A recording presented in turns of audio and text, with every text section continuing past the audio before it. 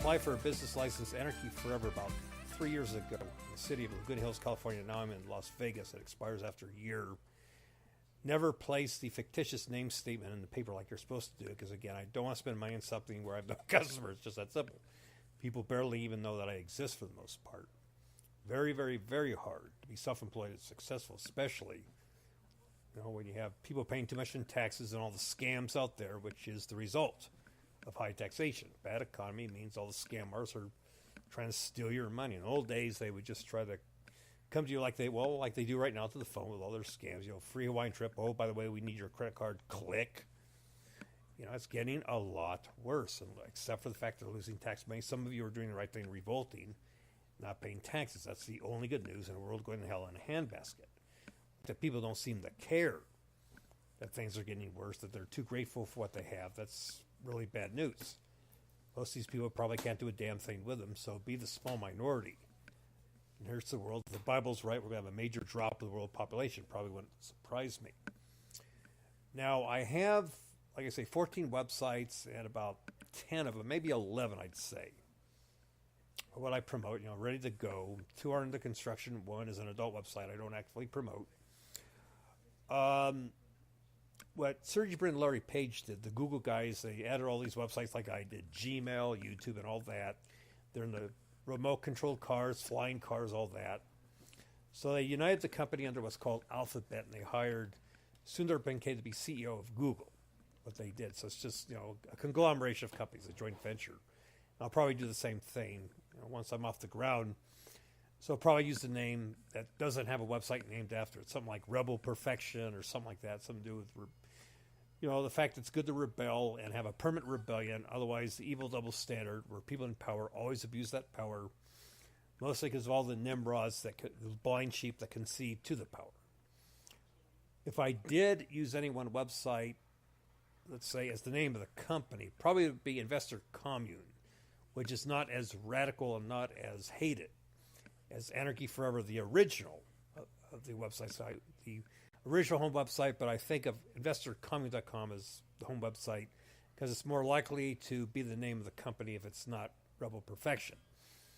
Not as harsh, even though to me there's nothing harsh about anarchy at all. If you really know the definition of the word anarchy, it just means without rulers.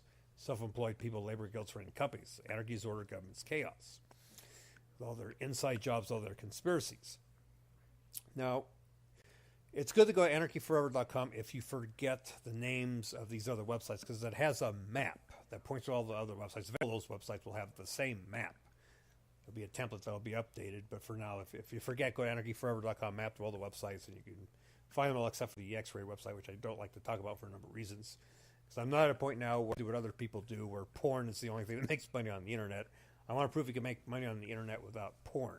It's all about getting a large audience through black hat software. That's probably my only hope right now after trying everything else out. And of course, people come to the website, they hear the podcast. That's how I became a loyal follower of Alex Jones. I mean, he runs a good blog. He optimizes his website for good keywords. I looked him up under illegal immigration back in 2005. He was not well known back then.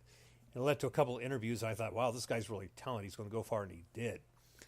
But it's basically Alex's podcast that got me addicted to everything he does, not really the reading of the blog.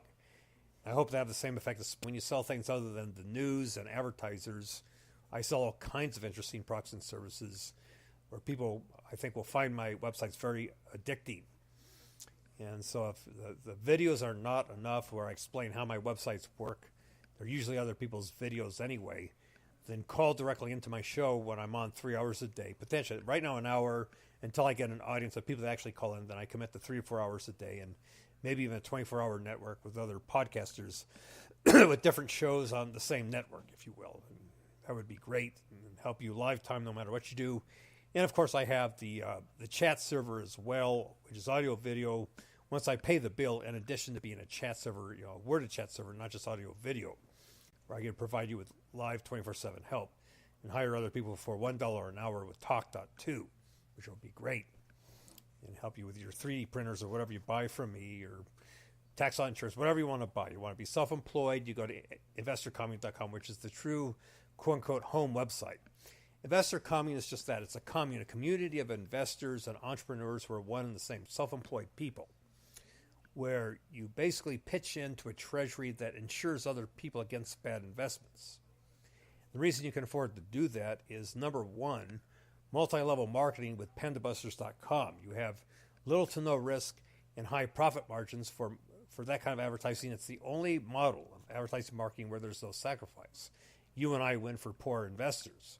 Otherwise, money always wins, where rich people can buy wholesale real cheap per unit and undermine small money. Well, it's durable goods or advertising. With cost per impression advertising, they buy it cheap per impression, but that's because they buy in high volume. They have a name. They're known. They're not trusted necessarily, but a lot of people hate big companies. They know about all the scams.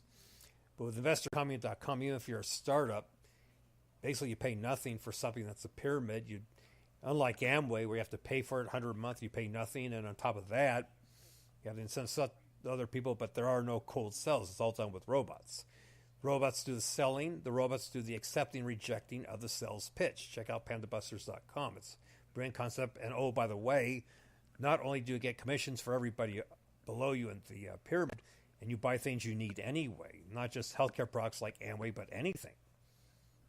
But what happens is you get high Google rankings at the same time, very high up Google, where you turn black hat software into white hat, permission-based robots.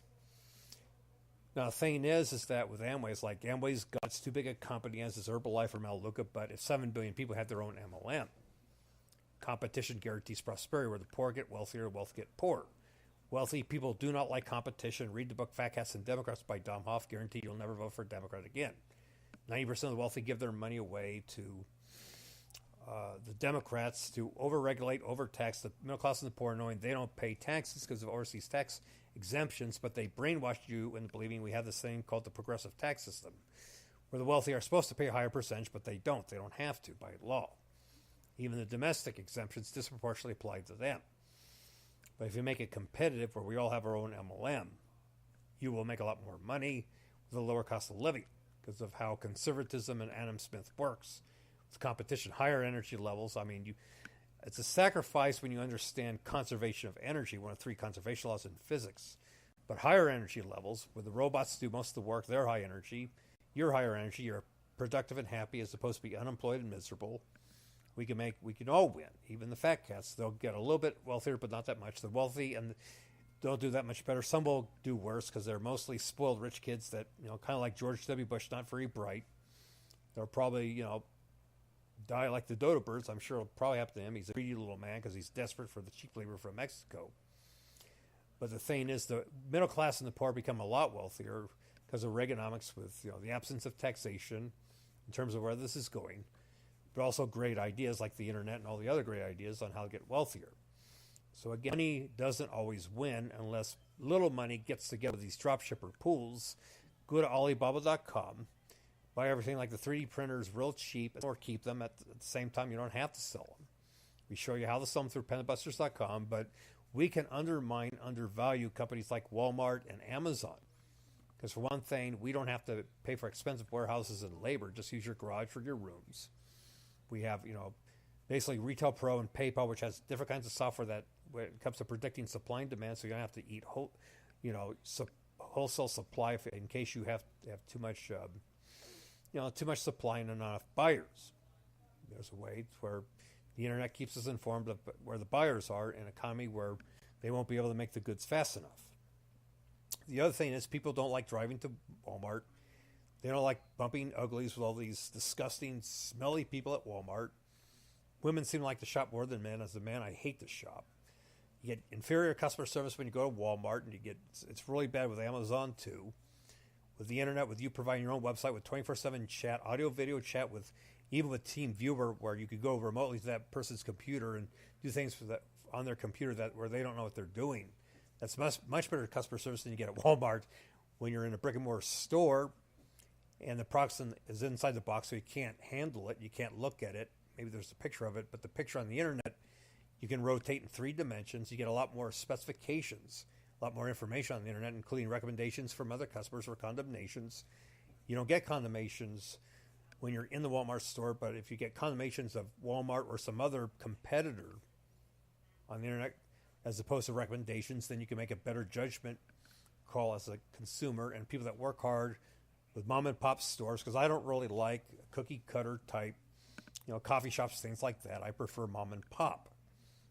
And the internet is no different. We can make a comeback in spite of what happened way back in the fall of 2000 when the internet imploded, because people preferred the brick and mortar experience, but we had inferior technology back then. We didn't have these chat servers like we have now in a faster internet. We didn't have websites you can build for free like WordPress where you don't need to know a coded language.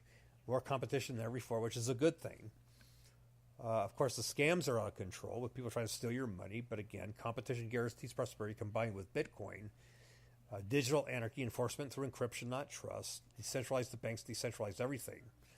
But Bitcoin needs competition from Coinbase and the others. So if someone screws up, you don't have to worry about lawyers suing you for libel, slander, defamation of character. We know who these people are that are scam artists. Just don't buy their crap. The competition will put them back to work or put them out of business altogether, where if they make better decisions when it comes to cryptography. PayPal is more cryptic. Wells Fargo is more cryptic. I don't really like banks, but eventually interest goes away because most people borrow money for things like, what is it? You've got cars and houses. That's where most people feel they have to get a loan because they don't have money in a lump sum. But 3D printers printing cars and houses for a few $1,000s, you can save that money up easily. Low inflation because of Reaganomics and higher income, lower unemployment. We don't need banks. We need cryptocurrency until eventually